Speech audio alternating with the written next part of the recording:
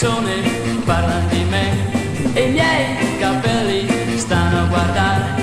Un mostro sono io, fanno notare, non ne ha bisogno la società.